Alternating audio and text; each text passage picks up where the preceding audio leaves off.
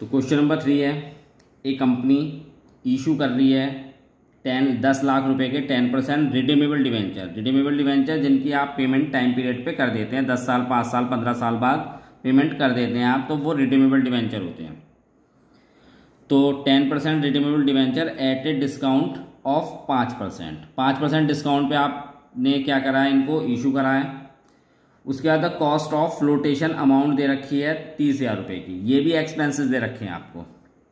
The debenture are redeemable after 5 year, 5 साल बाद इनको रिडीम करने हैं, पेमेंट करने हैं। तो calculate before tax and after tax of डेब्ट एज्यूमिंग टैक्स रेट दे रखा है 50%।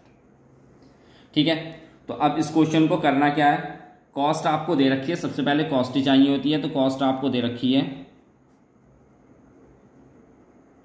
10 लाख रुपए की।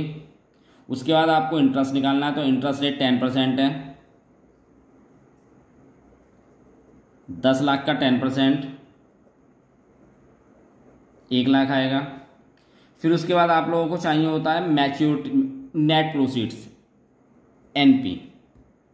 तो एनपी के लिए कॉस्ट ही लेते हैं और उसमें से माइनस करते हैं, एक तो डिस्काउंट अगर दिया हुआ है इशू के समय पे तो 5% दे रखा है डिस्काउंट, और माइनस एक्सपेंसेस दे रखे हैं आपको 30,000 रुपये के। ठीक है, चलिए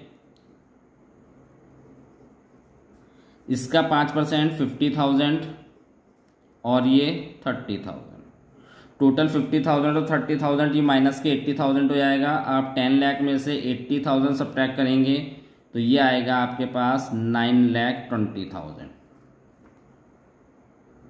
ये आपके पास आ गई इसकी नेट प्रोसीड्स।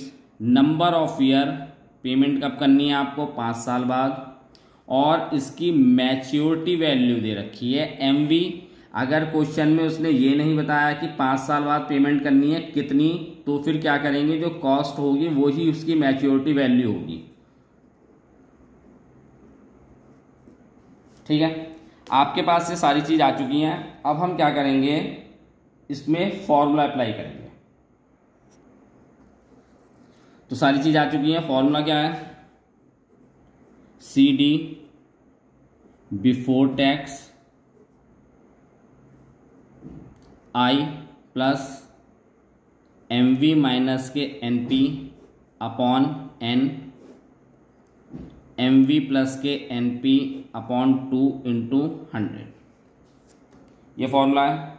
अब हम इसमें सारी वैल्यू फिल कर देंगे। तो आई की जगह इंटरेस्ट है, इंटरेस्ट कितना दे रखा है आपको, 1 लाख रुपए का।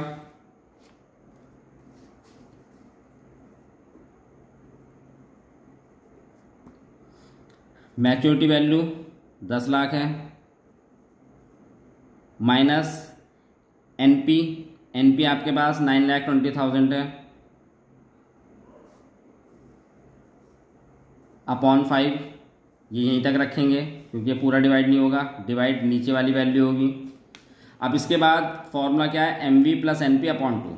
चलिए, तो M V plus N P upon 2। इसके बाद 10 लाख में से आप 9,20,000 रुपये माइनस करेंगे तो 80,000 आएगा, और उसको 5 से डिवाइड करेंगे तो 16,000 आएगा।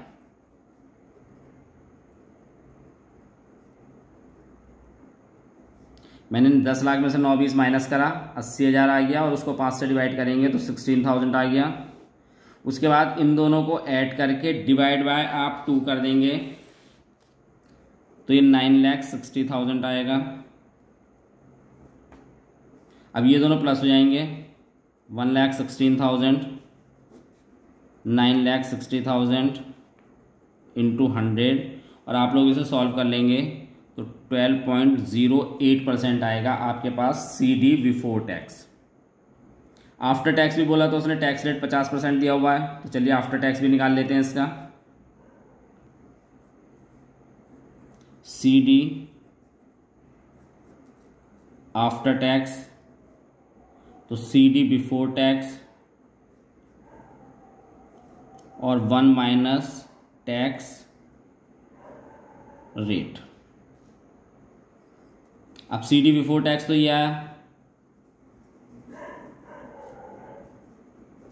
और टैक्स रेट 50% है, मतलब 0.50।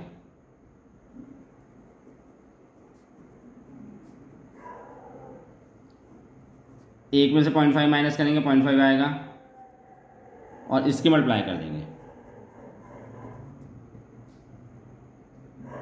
तो ये होना है क्वेश्चन आप लोगों का।